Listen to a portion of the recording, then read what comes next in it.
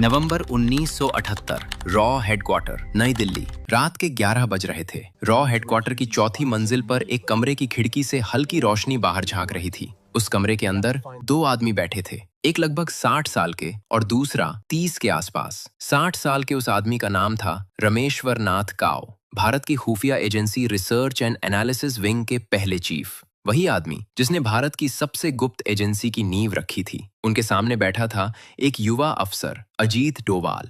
काव ने धीरे से टेबल पर रखी एक मोटी फाइल की तरफ इशारा किया। ये फाइल देखो।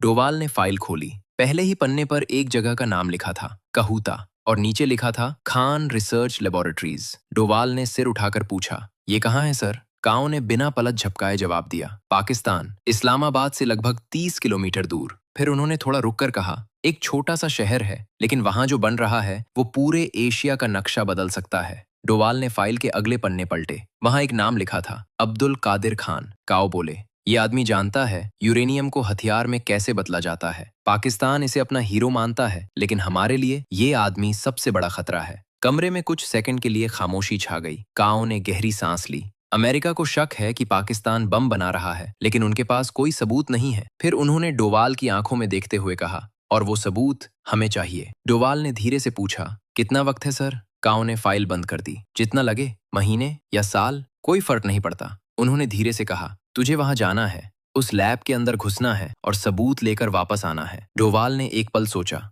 फिर पूछा, मैं वहां जाऊंगा कैसे? काव ने उसकी तरफ देखा और बहुत शांत आवाज में बोले, तू वहां एक भिखारी बनकर जाएगा। कोई तुझे देखेगा तक नहीं, तेरी कोई पहचान नहीं होगी, तू वहां है ही नहीं। फिर उनका चेहरा गंभीर हो गया, और अगर पकड़ा गया तो हम तुझे जानते तक नहीं। कुछ सेकंड तक कमरे में सन्नाटा रहा। डोवाल ने सिर झुकाया। समझ गया सर। वो कुर्सी से उठा और दरवाजे की तरफ बढ़ा। तभी पीछे से काव की आवाज आई, डोवाल। वो रुक गया। काव ने धीरे से कहा, 6 साल। हमने सोचा है कि इसमें 6 साल लग सकते हैं। तू तैयार है? डोवाल के चेहरे पर हल्की मुस्कान आई। उसने कहा, सर, देश के लिए 6 साल नहीं, पूरी जिंदगी भी कम है। जनवरी 1979, इस्लामाबाद, पाकिस्तान। इस्लामाबाद की एक कड़कड़ाती सर्द सुबह। तापमान लगभग शून्य से नीचे था। काकुल रोड के किनारे एक आदमी जमीन पर बैठा था, फटा हुआ शॉल, मैले कपड़े, उलझे हुए बाल और हाथ में एक पुरानी सी झोली। वो भीख मांग रहा था। लोग उसके पास से गुजरते, कोई उसे देखकर नजरें फेर लेता, कोई चुपचाप एक सिक्का डाल देता, और कुछ लोग उसे गाली देकर आगे बढ़ जाते। लेकिन किसी को भी जरा सा भी शक नहीं हुआ कि ये भिखारी असल में कौन था। वो था अजीत डोवाल। अब वो इस शहर में पूरी तरह घुल मिल चुका था। उसकी जुबान अब पाकिस्तानियों जैसी हो चुकी थी।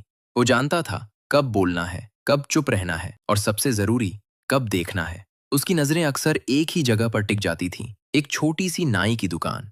वो दुकान खास थी क्योंकि कहूटा रिसर्च लैब के वैज्ञानिक अक्सर वहीं हजामत बनवाने आते थे। फरवरी 1979, नाई की दुकान 2 महीने बीत चुके थे। डोवाल ने उस नाई की दुकान का हर कोना याद कर लिया था। कौन कब आता है, कितनी देर रुकता है, क्या बातें करता है, सब कुछ। फिर एक दिन उसने देखा, एक आदमी नाई की दुकान के अंदर गया, हाथ में ब्रीफकेस।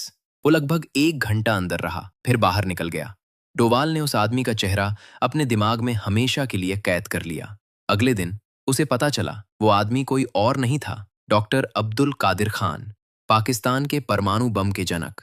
उस रात डोवाल ने अपनी डायरी खोली, कुछ सेकंड सोचा और फिर एक लाइन लिखी, टारगेट मिल गया, अब इंतजार। अप्रैल 1979, नाई की दुकान, दोपहर 3 बजे। 4 महीने बीत गए। डोवाल अब उस नाई की दुकान के ठीक सामने बैठता। उसने देखा कि वैज्ञानिक जब भी आते, वे अपने बालों की कतरनें झाड़ते समय फर्श पर गिरा देते। कोई उन्हें इकट्ठा नहीं करता।